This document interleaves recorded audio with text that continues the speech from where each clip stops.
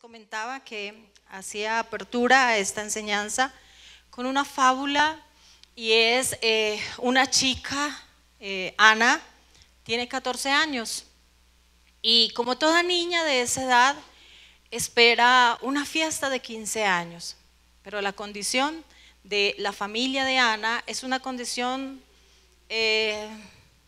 ¿cómo se dice?, de economía muy escasa.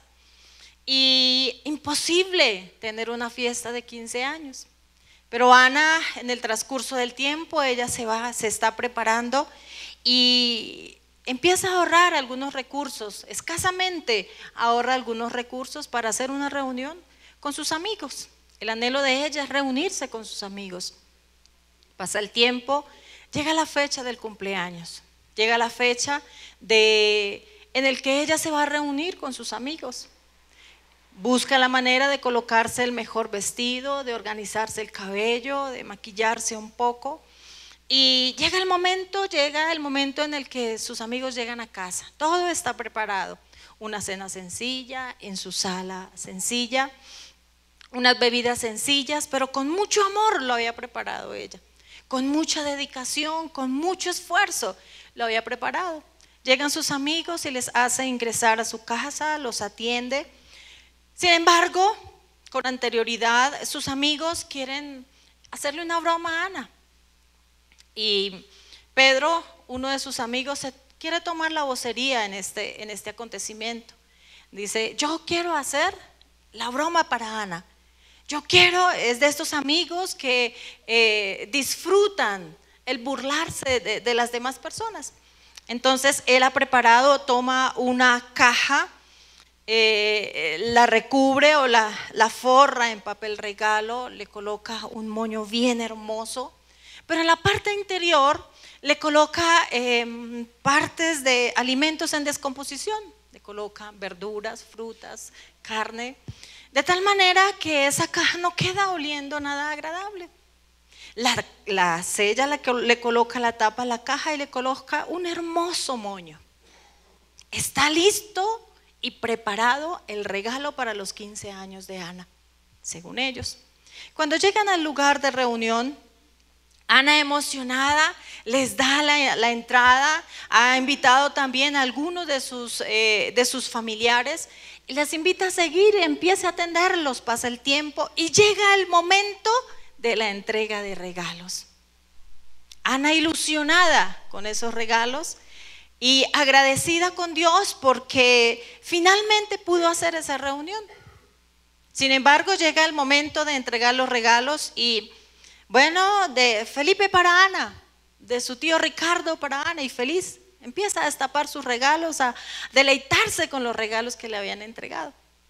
Cuando llega el momento en el que sus amigos hacen entrega del regalo, Pedro, muy orgulloso, muy alegre, por decirlo así, muy mofándose del acontecimiento que en ese momento se iba a desatar, hace entrega del regalo a Ana. Ana, sorprendida, agradece a sus amigos y en particular a Pedro por haberse tomado el momento, haber tomado la decisión, haber tomado el tiempo para haberle dado un regalo. Sin embargo, Ana, feliz con su regalo, destapa el regalo.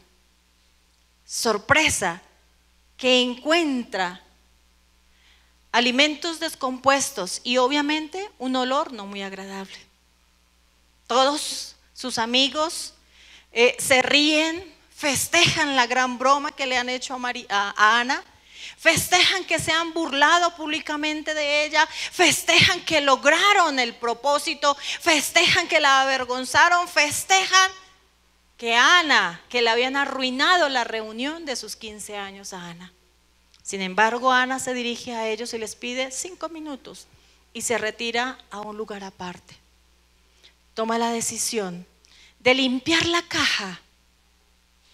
Por fuera está muy hermosa, Pero toma la decisión de sacar todas las cosas que hay fuera, dentro de la caja, la limpia y rápidamente va y toma un poco de su perfume y le coloca muchas flores, muchas flores adentro y la llena de ese perfume y sale nuevamente al lugar de la reunión. Pedro, sorprendido, espera la reacción de Ana. ¿Qué irá a hacer Ana? ¿Por qué no está llorando Ana? ¿Por qué Ana sale con un rostro, con un gesto diferente al que nosotros estábamos esperando? Sin embargo, Ana toma su caja y le entrega a Pedro. Le dice: Pedro, esto es lo que tengo para usted. Pedro, sorprendido y temeroso, toma la caja. Y esperando ver qué hay adentro, con gran temor, toma la decisión de destapar la caja. Cuando él destapa la caja, espera encontrar lo mismo que él le dio a ella. Pero qué sorpresa cuando la destapa y encuentra las mejores flores y una fragancia y un aroma que cautiva su olfato, unas flores que cautivan su mirada y sobre todo una actitud que cautiva el corazón de Pedro. ¿Sabe qué le dice Ana? Ya lo dijo el Señor Jesús: el hombre bueno del buen tesoro de su corazón saca cosas buenas.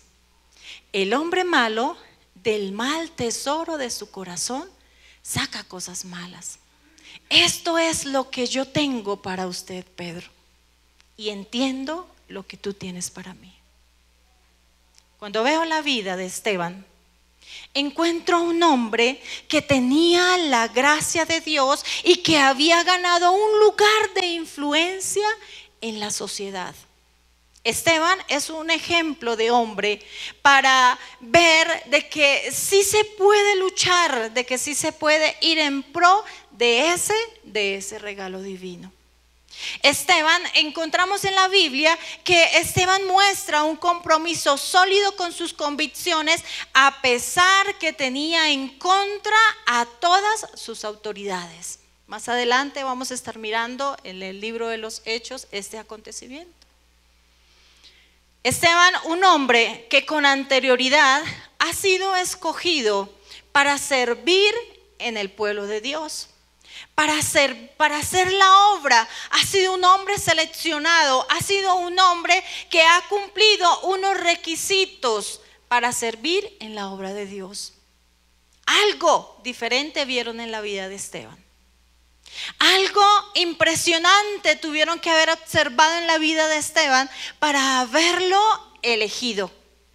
Esteban se levanta y expresa con firmeza lo que sabe que es verdad acerca de Cristo como el corazón de los judíos, de los líderes religiosos, sin importar qué pudiera pasar. Él tenía su mirada puesta en ese regalo divino. En su corazón había muchas cosas que lo movían para seguir caminando, para seguir en pro, para seguir avanzando, de tal manera que pudiera recibir ese regalo divino. La única respuesta ante todo lo que vivía o ante todo lo que sentía y ante todo lo que hacía Esteban fueron unas desafortunadas piedras. Y estoy hablando del acontecimiento del arresto y la muerte de Esteban. Pero ¿qué hacía que Esteban fuera diferente? ¿Qué hacía que Esteban pudiera seguir luchando para alcanzar ese regalo divino? ¿Qué había en el corazón de Esteban que lo hacía diferente? ¿Qué había en la mirada de Esteban que lo hacía diferente? ¿Qué había en todo el cuerpo de Esteban que lo hacía diferente? Cierre sus ojitos por un momento y piense, analice, ¿qué diferente hay en usted? ¿Qué hace que otras personas le miren diferente, le hablen diferente, lo vean diferente? ¿Qué diferencia hay en usted? ¿Será una diferencia buena? ¿Serán cualidades? ¿O serán debilidades? ¿Serán fortalezas? ¿O serán cosas no muy agradables? Ya puede abrir sus ojitos. Pero miremos realmente qué era lo que había en el corazón de Esteban, que lo movía para perseguir, para ir en pos de ese regalo divino. Quiero que vayamos a Hechos capítulo 7.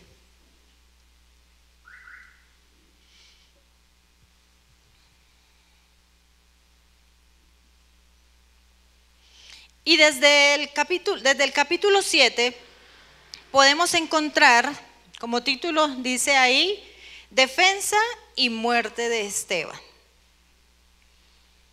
En primera instancia, algo que tenía o que había en el corazón de Esteban era que tenía la presencia de Dios en su vida.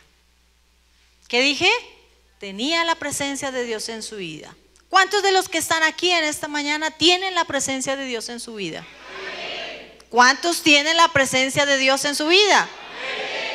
Vamos a ver si es a la misma medida de la que tenía Esteban. Y en el capítulo 6, bueno, no van a perder el 7, en el capítulo 6 dice, agradó la propuesta a toda la multitud y eligieron a Esteban, un hombre lleno de fe y del Espíritu Santo. Era un hombre que yo creo que al hecho de mirarlo se daban cuenta que tanto Esteban estaba lleno de la presencia de Dios. ¿De qué manera podemos darnos cuenta que una persona tiene la presencia de Dios?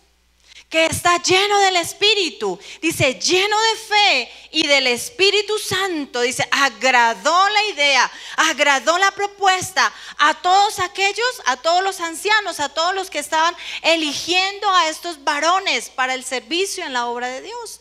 Dice agradó la propuesta a toda la multitud y eligieron a Esteban.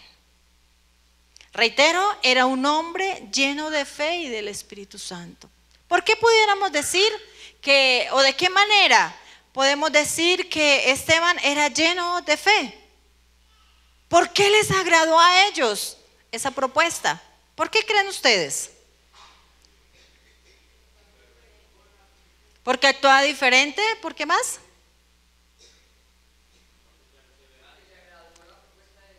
Porque era perseverante. ¿Por qué más?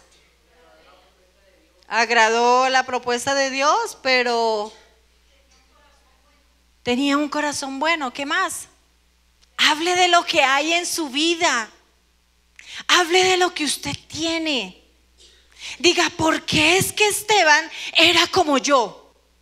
¿Sí? Veía las cosas como lo que no es, como si fuera. Veían lo imposible como posible.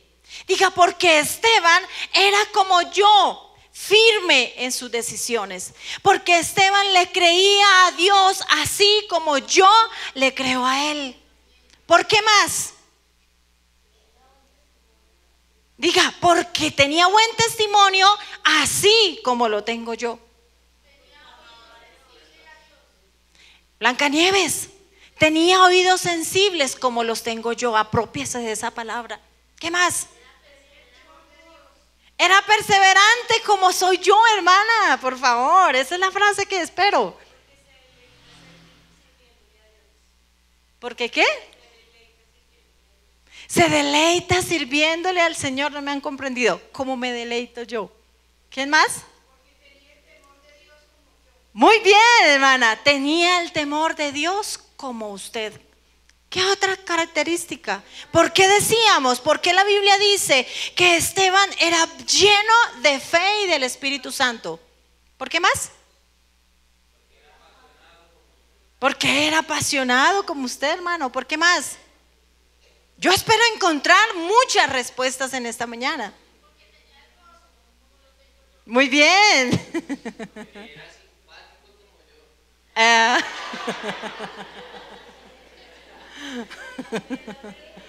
Amén, nada que decir.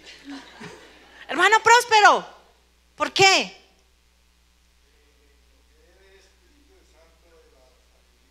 Ajá. Bien, porque era próspero como su merced. Por eso la propuesta fue agradable. Porque era sabio como ustedes. Porque era inteligente como ustedes. Porque eran prósperos como ustedes. Porque eran idóneos como ustedes. Porque era sabio como ustedes. Amén. ¿Qué quiere decir esto? Que a donde vayamos, las propuestas que nosotros hagamos van a ser ¿qué? Van a ser agradables a los oídos de todos aquellos a quienes nosotros la compartamos. Porque sobre todo tenemos la presencia de Dios en nuestra vida. Amén.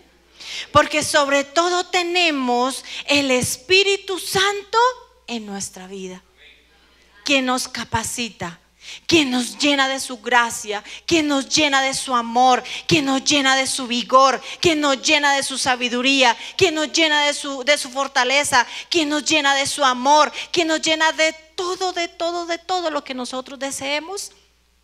Por eso vamos a ser de agrado a todos aquellos que nos rodean. Amén.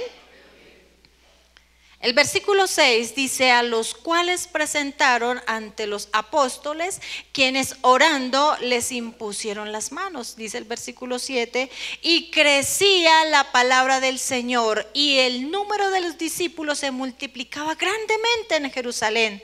También muchos de los sacerdotes obedecían a la fe. Algo que me llama la atención de este varón, que sé que es una característica de ustedes también. Nadie dice amén porque no saben qué voy a decir. Era un hombre que estaba bajo autoridad. Y Dios siempre respalda a quien está bajo autoridad. El viernes en la noche que estábamos reunidos en las redes, yo les compartí algo. Yo decía, si algo que a mí me guardó cuando fui adolescente y cuando fui joven, es que a mí me instruyeron con el temor de Dios, no ese temor de respeto, sino ese temor de miedo. Y yo nunca me fui para una discoteca pensando de que si yo estaba en la discoteca y sonaba la trompeta, ¿qué hacía Denis en una discoteca? Nunca me fui para otro lado y le dije a mis papás, me voy para donde mis amigos y coger para otro pueblo a piscinear, a bailar, porque yo siempre pensé en la trompeta. Pero más que en la trompeta, sí, sobre todo en la venida del Señor Jesús. Pero otra cosa que a mí me aterrorizaba era la mano de mi papá, sobre todo la de mi papá. Era la autoridad en ese momento. Bien o mal, era mi autoridad. Me castigara o me disciplinara, era mi autoridad. Y considero que una de las cosas en las que Dios me bendijo a mí fue el haber tenido un padre que me exigiera como me exigió. Así, para mí no fuera agradable. Porque en ese momento, para ese tiempo, la disciplina en ningún momento fue agradable para mí. No, pero es que mi papá sí es un legalista. Pero como mis primas sí pueden ir. Pero yo estaba bajo una autoridad. Y desafortunadamente, quienes no se cubrieron o estuvieron bajo esa autoridad, tuvieron frutos diferentes. A quien Dios me permitió tener un fruto diferente al reconocer esa autoridad. Cuando nombran a Esteban, él sabe que no puede estar de una manera independiente, que él debe sujetarse a quien lo llamó. En primera instancia, quien lo había buscado, quien lo había llamado, quien lo había encontrado, quien lo había elegido para hacer la obra de Dios, ¿era quién? Era el mismo Dios. Que ese mismo Dios que lo había llamado, ese mismo Dios tenía un regalo divino para él más adelante. Dice la palabra de Dios que los cristianos que crecían abundantemente. El versículo 7 dice, y crecía la palabra del Señor, y el número de los discípulos se multiplicaba. Claro, Dios multiplica, Dios respalda a quien está en autoridad. Por eso digo que se parece a usted. ¿Ustedes se parecen a Él? Porque sé que ustedes son obedientes y se sujetan a la autoridad, bien sea espiritual, bien sea civil, en todas las áreas usted se sujeta. Eso lo va a bendecir Dios, eso lo bendice Dios. Tenía la capacidad de ensanchar el reino de los cielos, la gracia de Dios. Tenía el Espíritu Santo. Qué más regalo tan hermoso, ¿no? Qué regalo tan especial, la gracia de Dios. Es muy especial tener la gracia de Dios. Sus palabras eran palabras sazonadas.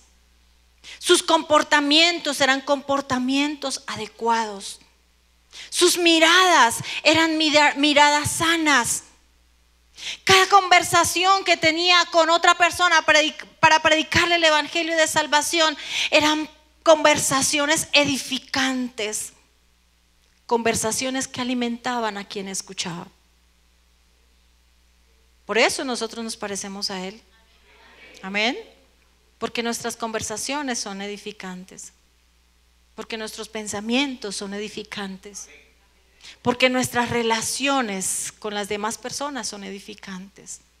Dios le había dado esa gracia especial a Esteban y tenía la capacidad de predicar el evangelio sin importar a quién le predicaba. Por eso dice, aún los sacerdotes obedecían a la fe. ¿Por qué? Porque tenía sabiduría. Porque tenía el respaldo de Dios, porque estaba lleno, porque tenía la presencia de Dios en su vida. Piense por un momento, ¿qué tanto le escuchan allí en el círculo donde usted se mueve? ¿Qué tanto le escuchan o qué tanto nos escuchan en casa, que es el círculo más cercano y más reducido que nosotros tenemos?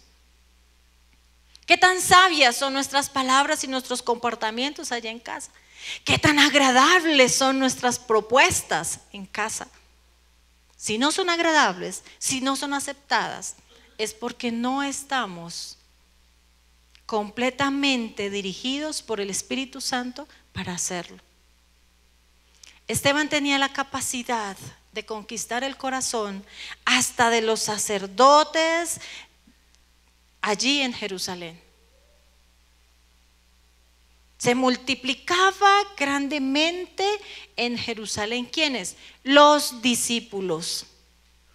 Este año tenemos una gran misión, ¿verdad? ¿Alguien la recuerda? Pero me hace falta.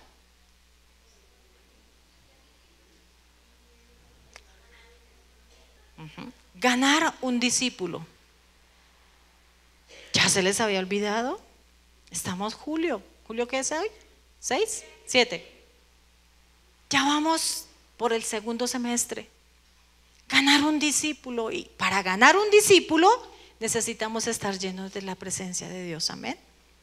En segunda instancia, basaba su comportamiento en fundamentos reales, en fundamentos de la Biblia, en fundamentos cristianos. Del versículo 2 hasta el versículo 49, que no tenemos tiempo para leerlo, cuando llegan a arrestar a Esteban, cuando llegan arremetieron contra él, me llama la atención algo que encontré, y es que en los versículos anteriores, dice el versículo 11 en el capítulo 6, entonces sobornaron a unos para que dijesen que le habían oído hablar con palabras blasfemas contra Moisés y contra Dios. Y soliviantaron al pueblo, a los ancianos, a los escribas, y arremetiendo le arrebataron y le trajeron al concilio. Y pusieron testigos falsos que decían: este hombre no cesa de hablar palabras blasfemas contra este lugar santo y contra la ley. Pues lo hemos oído decir que ese Jesús de Nazaret destruirá este lugar y cambiará las costumbres que nos dio Moisés. Entonces todos los que estaban sentados en el concilio, al fijar los ojos en él, vieron en su rostro como el rostro de un ángel. Me llama la atención que siempre que el enemigo quiere dañar el propósito de Dios, siempre busca estrategias falsas para hacer caer el propósito de Dios. ¿Qué dice la Biblia que pasó aquí?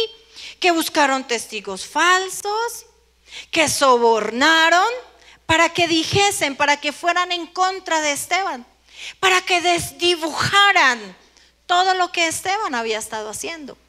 Claro, con verdad él les estaba confrontando. El enemigo estaba descubriendo, estaba dejando a la vista todo el error, todo el pecado que había en esa ciudad. Pero ahora él viene y da a conocer la verdad, sin interesar qué era lo que estaba pasando. Él tiene en claro, hay un regalo divino para él. A él se le ha dado esta tarea: predicar el evangelio, dar a conocer el evangelio de salvación. A él no le interesaba a quién le podía compartir, a quién tenía que sacar, o qué pecado tenía que sacar a la luz. Pero cuando esto pasa, dice que estos sacerdotes, dice que las autoridades empezaron a soliviantar al pueblo. ¿Alguien sabe qué es soliviantar? ¿Es qué? Quitar cargas, minimizar. No, ¿sabe qué es? Es provocar en contra de otra persona. Es revolucionar sus emociones para que protesten, ¿sí? Es poner en contra de una posición. Es manipularlos para que se vayan en contra de una persona o de una posición. Finalmente los llevan a la protesta y finalmente hacen levantar el furor y hace que se vaya en contra de la persona. Difamar, sí, señor. Y cuando vemos este acontecimiento, encontramos que tres posiciones diferentes tomaron los sacerdotes de este lugar para arremeter contra Esteban. Sin embargo, Esteban basa su comportamiento en hechos reales. ¿Cuáles hechos reales? ¿Ustedes han leído Hechos capítulo 7? Desde Abraham les hace un recuento de Abraham hasta Salomón. Dice, sí, claro, ustedes, por un momento, y leamos el 1 del 7, y el sumo sacerdote dijo entonces, ¿esto es así? Y él dijo, varones hermanos y padres, oíd esto. El Dios de la gloria apareció a nuestro padre Abraham estando en Mesopotamia antes que morase en Harán. Y de ahí en adelante sigue hablando. Habla acerca de Isaac, habla acerca de Jacob, habla de José, habla de David y finalmente habla de Salomón. Él les está diciendo, sí, claro, ustedes, muchos de ustedes, muchos de sus padres conocieron la verdad, pero aún así ustedes no quisieron tener en cuenta la verdad, porque Esteban sabía y tenía pleno conocimiento del pasado. Una de las cosas que me gusta cuando estoy con mi esposo es conocer las cosas. Si alguien viene y me pregunta, y el pastor, ¿sería que compró tal cosa? Bueno, hablemos de la hermana Marina, aprovechando que no está. Con la hermana Marina, cuando está en la parte de la contabilidad, me dice, pastora, ¿y usted sabe si finalmente esta factura de qué es? Porque a veces está muy enredada la letra, o el valor no se ve, o el concepto no se ve. Y me dice, ¿y esto de qué es? Y yo, sí, hermana, esto es de tal cosa que se compró porque se necesitaba en tal parte y mi esposo la compró y este es el valor. Pastora, ¿y usted sabe la dirección? Porque, reitero, a veces en las facturas no está muy clara la dirección. Ah, sí, hermana, es en tal parte. Me encanta conocer las cosas para poder dar razón de algo que se pueda necesitar.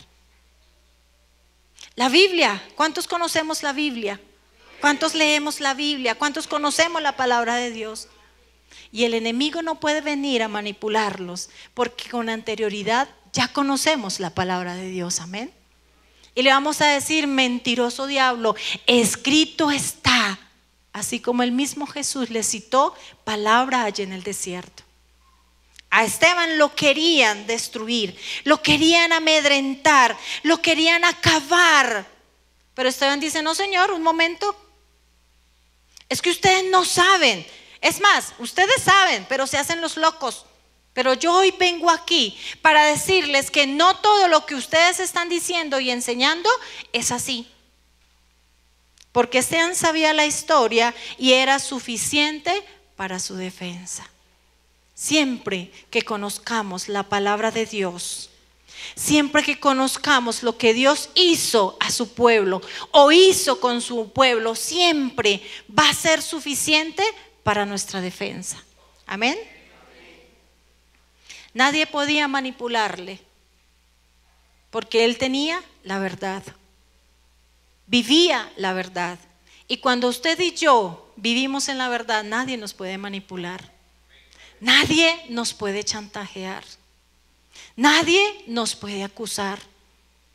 Porque aquel que viene a acusar, le podemos decir, la misma palabra de Dios dice que ¿quién acusará a los escogidos de Dios si Él es el que justifica? Tenemos palabra, conocemos la Biblia. ¿Para qué? Para nuestra defensa. Conocía cuál había sido el error de sus antepasados para prolongar la bendición. Hechos, desde el capítulo 7, del versículo 39 al 41, quiero que leamos.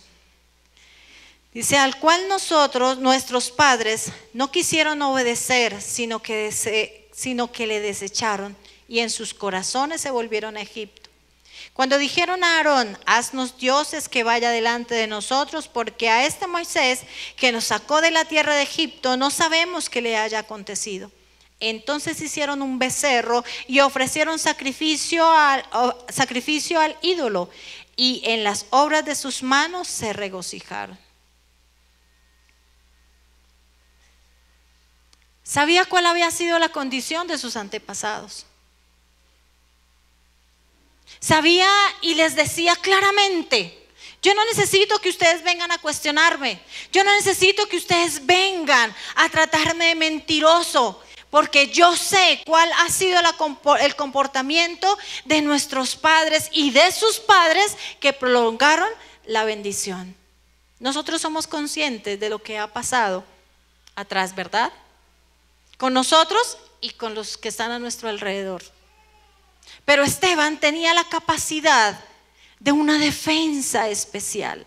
Estos días estamos orando por el hermano John García, y de hecho, por favor, apunte ese nombre ahí en su agenda, o lléveselo en su corazón, en su mente y en su corazón. John García, orar por él.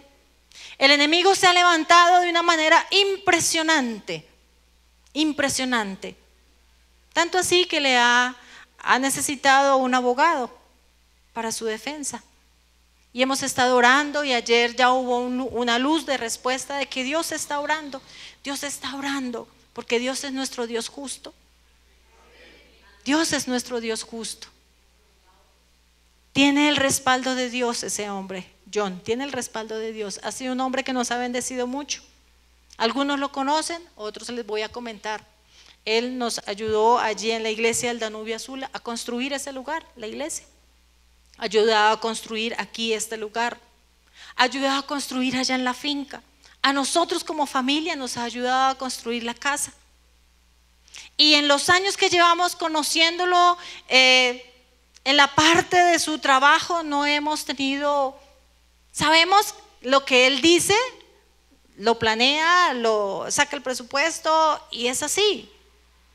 Pero el enemigo se ha levantado de una manera impresionante, lo han acusado de fraude y lo último, lo que habían dicho era que tenía que pagar una sanción de 60 millones de pesos. Aparte de eso, no le pagaban el trabajo que había hecho. Y nos hemos puesto en oración y seguimos orando. Y les pido por favor que estemos orando por él. Quizá usted no lo conozca, pero es nuestro hermano. Amén. Es nuestro hermano, estemos orando por él. Y así como este hombre está necesitando que alguien lo defienda, Esteban sabía quién lo podía defender. Esteban sabía que esta defensa dependía única y exclusivamente de lo que él pudiera sustentar a través de la palabra de Dios. Amén. En tercera instancia, en el corazón de Esteban había algo muy bonito, y era que él no resistía la hipocresía. Era un hombre transparente. Por eso digo que ustedes se parecen mucho a Esteban. Hombres y mujeres transparentes que no resisten la hipocresía. ¿Por qué digo esto? Versículos 51 y 53. Duro de cerviz e incircuncisos de corazón y de oídos, vosotros resistís siempre al Espíritu Santo como vuestros padres, así también vosotros. ¿A cuál de los profetas no persiguieron vuestros padres y mataron a los que anunciaron de antemano la venida del justo? ¿De quién de vosotros ahora habéis sido entregados y matadores? Vosotros que recibisteis la ley y por disposición de ángeles y no la guardasteis. Dejó al descubierto la falta de carácter de los líderes religiosos. ¿Por qué? Porque él sabía que tenía la responsabilidad de dar a conocer esa verdad. Él sabía que tenía la responsabilidad, tenía una tarea para hacer, y era dejar al descubierto todo el pecado. Aquí está confrontando a los sacerdotes y les está diciendo, les está hablando, les está diciendo: duro de cerviz e incircuncisos de corazón y de oídos. ¿A qué grupo les estaba hablando? A los sacerdotes. Y más adelante dice: ustedes han sido elegidos. En otros términos, a ustedes se les dio la función, la labor de enseñar la palabra de Dios, y ustedes no lo han hecho como debiera hacerse. ¿Cuántos de nosotros compartimos con algunas cosas que saben que van en contra de los principios cristianos? Anoche desafortunadamente hablaba con alguien muy cercano. Y es bastante incómodo tener un tipo de conversación de esa manera. Y yo le decía: usted sabe que yo lo amo, pero yo no comparto con eso. Nos está haciendo daño. O sea, no van a pensar que mi esposo, mi hijo, no. Bueno, un poquito más lejanito. Y me decía: no, pero es que no es así. Y yo: sí es así, sí es así. Y lo confrontaba y yo le decía: no puede usted seguir en eso, no puede continuar en eso, porque considero que estoy con la responsabilidad de quitar el velo, ese velo que no le deja mirar el pecado. Y a veces nos encontramos con ese tipo de personas, ¿cierto? Y a veces como que quiere camuflarse. Porque lo que hay en sí, en el corazón de la persona, no son cosas buenas. Son cosas ¿qué? Son cosas malas. Y que del mal tesoro de su corazón ¿qué? Saca cosas malas. Porque de la abundancia del corazón habla la boca. ¿Qué era lo que había en el corazón de estos sacerdotes? Religiosidad. ¿Qué era lo que había en el corazón de estos sacerdotes? Hipocresía. Porque les enseñaban a diezmar a las personas, pero ellos no diezmaban. Los ponían a ayunar y ellos no ayunaban. Hipócritas, ¿sí? Duro de cerviz, incircunciso de corazón y de oídos, vosotros resistís siempre al Espíritu Santo como vuestros padres, así también vosotros. Sigue haciendo referencia de lo que tenía pleno conocimiento. ¿Qué tanto de lo que nosotros vivimos estamos repitiendo de las generaciones pasadas? ¿Qué tanto estamos repitiendo de nuestros padres? ¿Qué tanto estamos repitiendo de nuestros abuelos? ¿Se ha puesto a mirar usted eso? Usted se ha tomado la tarea, y si no lo ha hecho, por favor hágalo, de mirar quién fue hasta donde alcance, su tatarabuelo, su bisabuelo, su abuelo. Yo me alcanzo a recordar, o que sé, hasta mi bisabuelo. Y usted se ha puesto a revisar, o revise cómo era el comportamiento de ellos. ¿O está usted luchando con algo que usted dice, pero es que yo no puedo, y es que no puedo, y es que no puedo, y no puedo, y no puedo? Mire, ¿qué fue lo que pasó allá atrás? Y si usted identifica que ese no puedo vencer, no puedo dejar, no lo puedo dejar de hacer, tiene que ver con algo de allá atrás, identifíquelo y córtelo de una vez. Conozco una persona que muchas veces me ha dicho, no, Denis, es que yo no puedo, yo no le he podido dejar. Bueno, hablando del que fuma cigarrillo. Y por algún tiempo esta persona me decía, ya no me fumo sino medio cigarrillo en el día, medio paquete en el día, medio paquete en el día. O sea, ¿cuántos estaba fumando? Yo no sé cuántos cigarrillos tiene. ¿Cómo saben?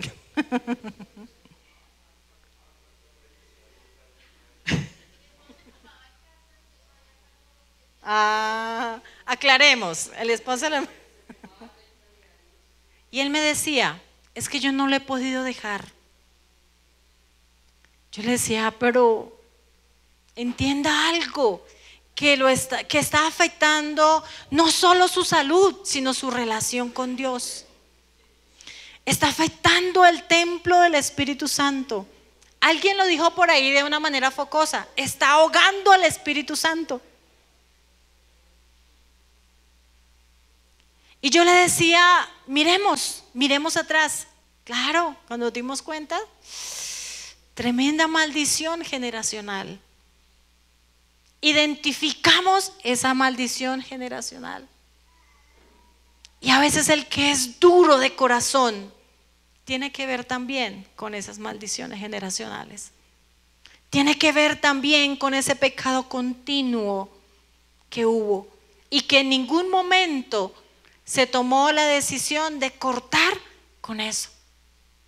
Y nos pusimos a mirar y no, pues el bisabuelo, el abuelo, la abuela, la mamá, los tíos, los primos. Dice la hermana Marina, bárbaro.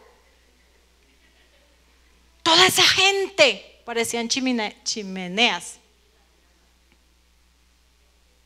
A punto que esta persona no ha podido superar esa dificultad.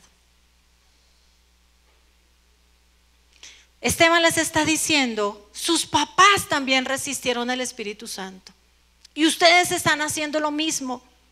Por consiguiente, ustedes no van a tener ese regalo divino. Y yo quiero decirles en esta mañana, amada iglesia, todo aquello que nos impida o todo aquello que nos lleve cada día a caer, a cometer errores, a no ser transparentes, a no mantener una relación con Dios, todo eso nos va a impedir no alcanzar ese regalo divino. Qué bonito es recibir regalos, ¿verdad? Es muy hermoso recibir regalos. Si estos regalos pasajeros es agradable recibirlo, ¿por qué no perseveramos? ¿Por qué no nos mantenemos en ese propósito hermoso para recibir ese mejor regalo que Dios tiene para nosotros? Y es que la vida eterna en salvación. Esteban era consciente que él iba por ese regalo divino, pero que también tenía la responsabilidad de darles a conocer a todo aquel que le rodeaba ese regalo divino, que es nuestra responsabilidad. les confrontó con su independencia del Espíritu Santo.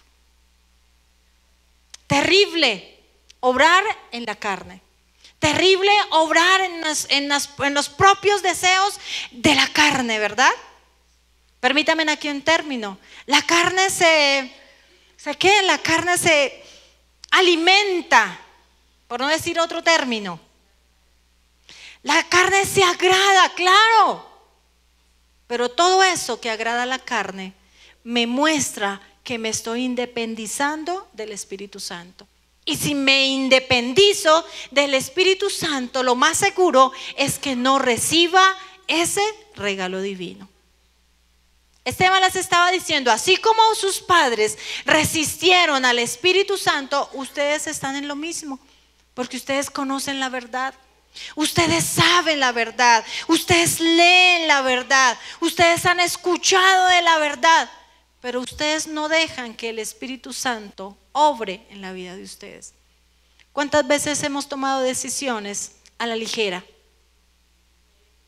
Muchas veces, ¿cierto? Muchas veces nos hemos independizado del Espíritu Santo. ¿Y cuál ha sido el fruto? ¿Cuál ha sido el resultado? Lágrimas y más lágrimas, porque apartados de Él nada podemos hacer. Metió el dedo de la llaga públicamente, y eso dice el versículo 54, dice, oyendo estas cosas, se enfurecían en sus corazones y crujían los dientes contra Él. Como decimos por ahí, lo veían chiquitico. Esperaban que se acabara el juicio para arremeter contra él, para acabarlo, para destruirlo. Pero Esteban firme en su convicción. Esteban firme en la decisión de dar a conocer la verdad. Qué desagradable es escuchar, o qué desagradable es cuando lo confrontan a uno, ¿verdad? Anoche cuando hablaba con esta persona me decía, ¿y quién le dijo a usted? Y yo, ¿pero para qué? No importa el quién me haya dicho. Y se lo dije de una manera jocosa. Le dije, yo no le voy a poner en conocimiento de mi fuente de información. Me dice, no, es que yo necesito saber quién le dijo a usted eso para hablar con esa persona. ¿Cómo estaba el corazón con quien yo estaba hablando? Los dientes estaban que le crujían, ¿sí? Estaba su corazón enardecido, estaba enfurecido porque quería sacar esa rabia que tenía en ese momento, porque habían puesto al descubierto su situación. De la misma manera estaban los sacerdotes contra Esteban, esperando el momento para acabarle. Pero cuarta cosa que le dio la firmeza a Esteban, cuarta cosa que había en el corazón de Esteban para mantenerlo firme, es que mantenía su mirada en Jesús, la única verdad. ¿Cómo se han sentido las personas a las cuales usted ha confrontado? O a las cuales usted les da un consejo. ¿Se alegran? Ay, hermanito, muchas gracias. Le bendigo por confrontarme. Le bendigo por quitarme esa venda de mis ojos. No nos ponemos así. Y nuestro corazón empieza a cargarse, ¿sí? ¿Y dónde está para hablar con ese fulano de tal? ¿Y quién le dijo? Espere que me lo encuentre y verá que van a saber cuántos pares son 3 moscas. Esteban estaba regio en su posición. ¿Sabe qué dice la Biblia que hizo Esteban? Versículo 55. Pero Esteban, lleno del Espíritu Santo, puesto los ojos en el cielo, vio la gloria de Dios y a Jesús que estaba a la diestra de Dios, y dijo: he aquí, veo los cielos abiertos, al Hijo del Hombre que estaba a la diestra de Dios. ¿Qué dice la palabra de Dios? Que Esteban miró al cielo, terminó de hablar, y en su corazón y en su mente tenía completamente la convicción de que Dios estaba con él. ¿Dónde están los? Quiero hacer una pregunta acá y a los jóvenes. ¿Dónde están los jóvenes que tienen establecido una relación sentimental? Todo va a quedar al descubierto. Los jóvenes que tienen establecido, en otros términos, ¿dónde están los novios? A ver, los que tienen novia, ¿no vinieron? ¿Se quedaron con razón? Con razón no ven, no vienen a buscar del Señor y no ven. Bueno, entonces les pregunto, ¿cuántos se han estado enamorados? Ay, ¿cuántos han estado enamorados? ¿Qué sentía usted? ¿Usted no dice amén, suegra? Si usted me habla de mi suegro, mejor dicho, eso los ojitos se le iluminan. Cuando estamos enamorados, no importa el hambre que tengamos, ¿cierto? Uy, hermano. No importa si en casa nos están esperando para regañarnos porque nos demoramos, ¿cierto? No importa el tiempo que pase, con tal de estar ahí con el amado, ¿sí? Y lo miramos. El caso de los hombres, la miran y hablan y hablan y hablan. Pero en la casa pues se está pasando el tiempo y mamá o papá en la casa está diciendo, ¿y por qué no llega? No, a uno se le olvida todo eso. Yo me acuerdo una vez que mi suegra, no era tan tarde la noche, sino que ella tiene algo y es que se preocupa mucho por sus hijos. Es como toda mamá, ¿no? Entonces una vez recuerdo que Amor llegó a la casa. Estaba mi mamá y estábamos hablando, estábamos compartiendo ahí. Cuando ya iba saliendo, nos estábamos despidiendo, cuando vemos a mi suegra que venía ya. Yo, ay, se vino la suegra. No, pero antes no nos habíamos acordado que la suegra podía estar esperando a mi esposa, bueno, en ese tiempo, mi novio allá. Y ya se fue a buscarlo. Ay, Señor.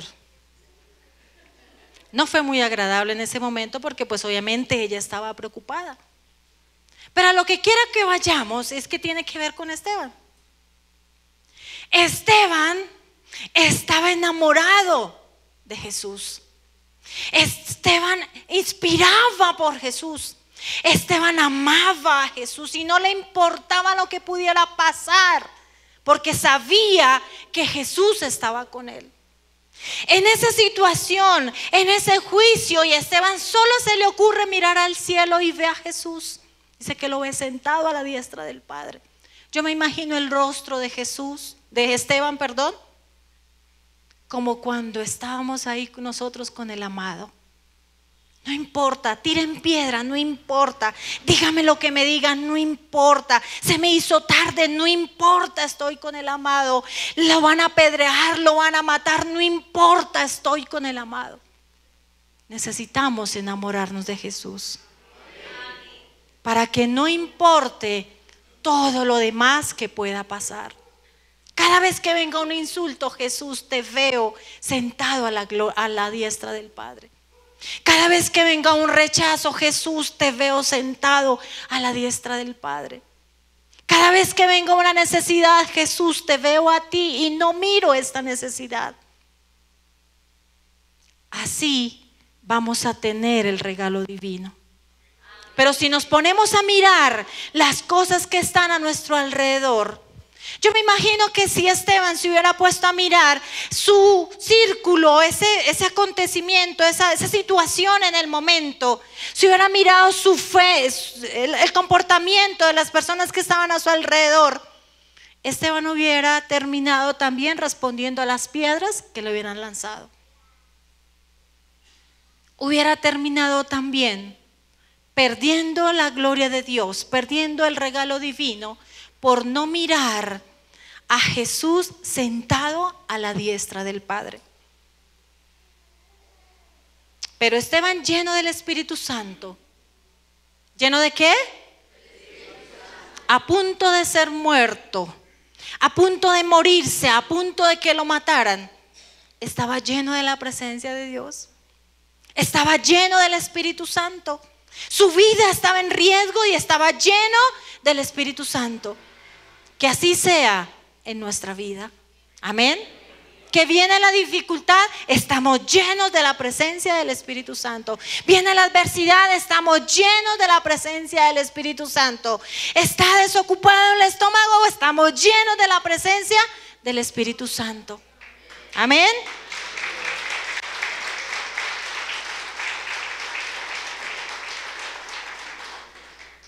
Estaba tan cautivado por Jesús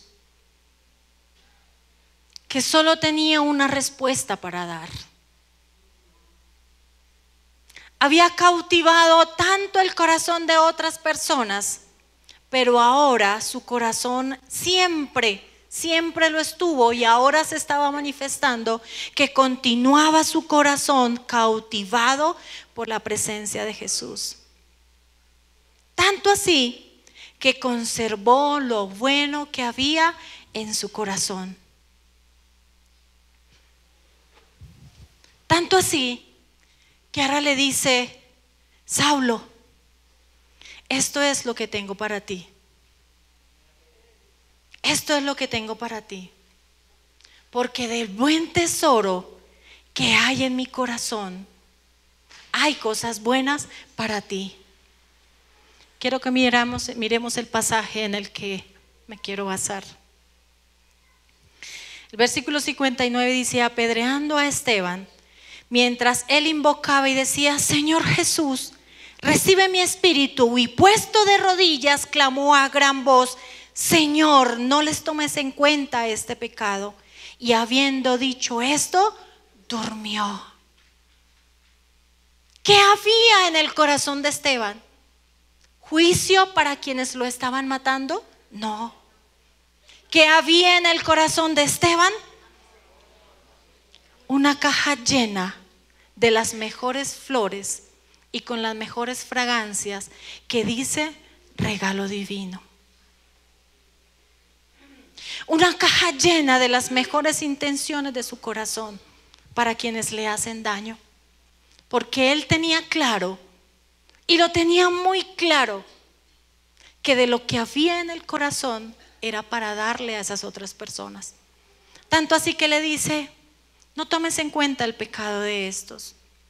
No tomes en cuenta el pecado de estos. Lo dijo el mismo Jesús, ¿cierto?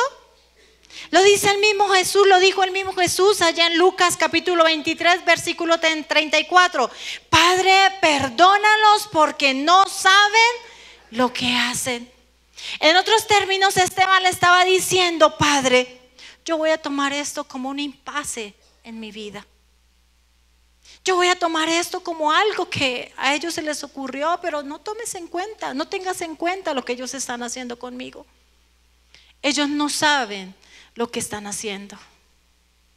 ¿Cuántas veces nosotros hemos orado de esa manera?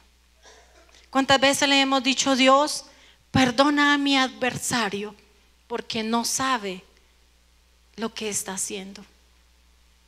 No sabe que yo estoy luchando y yo estoy siguiendo un propósito divino para tener ese regalo divino. Ana tenía un corazón hermoso. Ana tenía amor en su corazón. Ana tenía a Jesús en su corazón. Nosotros tenemos a Jesús en su corazón. Amén. Que nunca perdamos, ¿sí?, el propósito divino. Que nunca nos desviemos del propósito divino. Que nunca hagamos de lado el propósito divino. Que siempre nos dejemos cautivar por Jesús. Que siempre nuestro corazón esté cautivado con Jesús. ¿Para qué? Para que del buen tesoro de nuestro corazón salgan cosas buenas. Amén. ¿Qué tal si te colocas sobre tus pies?